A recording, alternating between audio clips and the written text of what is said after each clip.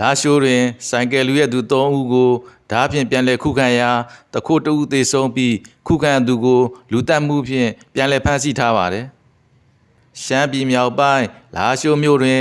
ဆိုင်ကယ်လူရဲ့သူများကိုပိုင်ရှင်ကဓားဖြင့်ပြန်လည်ခုခံတိုက်ခိုက်ရာတခိုးတဦးသေဆုံးသွားပြီးခုခံသူဆိုင်ကယ်ပိုင်ရှင်ကိုမူရဲတပ်ဖွဲ့ကဖမ်းဆီးသွားပါတယ်။ဇူလိုင်လ9ရက်နေ့ညတွင်လာရှိုးမြို့ရက်ွယ်9ရှိအထက်ကကျောင်းအနီးနေအိမ်တအိမ်မှာလူ3ဦးကဆိုင်ကယ်ကိုဝင်ရောက်လူရက်တာကြောင့်ပိုင်ရှင်က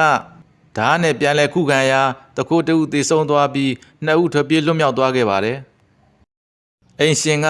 ဆိုင်ကယ်ကိုအိမ်နဲ့တွန်းဝင်နေစဉ်မှာလူ3ဦးကဆိုင်ကယ်ကိုဝင်ရောက်လူရက်တာကြောင့်ပိုင်ရှင်ကဓားယူကခုတ်လိုက်ခြင်းဖြစ်ပြီးဓားဖြင့်ပြန်လည်ခုခံသည့်ဆိုင်ကယ်ပိုင်ရှင်ကိုမူလာရှိုးရဲတပ်ဖွဲ့ကလူတက်မှုဖြင့်ဖမ်းဆီးရေးယူထားသည်ဟုသတင်းရင်းမြစ်ကပြောပါတယ်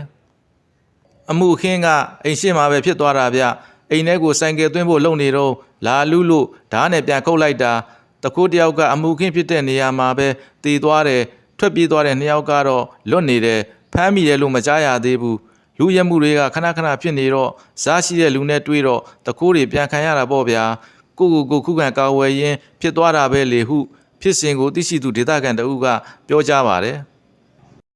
လာရှိုးရဲတပ်ဖွဲ့ကတခိုးများကိုဖမ်းမမီပဲခုခံကာဝယ်သူများကိုသာယခုကဲ့သို့လူတက်မှုဖြင့်ဖမ်းဆီးထားခြင်းအပေါ်ဒေသခံပြည်သူတွေကဝေဖန်နေကြပါတယ်လူတက်မှုလည်းမမိဓမြတိုက်မှုလည်းမမိခိုးမှုလည်းမမိကိုခုခံကာဝယ်ကာမှလူတက်မှုနဲ့ထောင်ကျသွားမယ်ဆို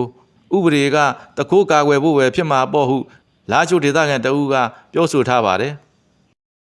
ပြီးခဲ့တဲ့ဇွန်လ22ရက်နေ့ကလည်းလာရှိုးမြို့ရက်ွက်1ရှိထင်းရှုမိုင်အတက်လမ်းမှာအမျိုးသမီးတဦးကိုအမျိုးသား2ဦးကဓားဖြင့်ခုတ်ပြီးဆိုင်ကယ်ကိုလူရဲသွားခဲ့ပါသေးတယ်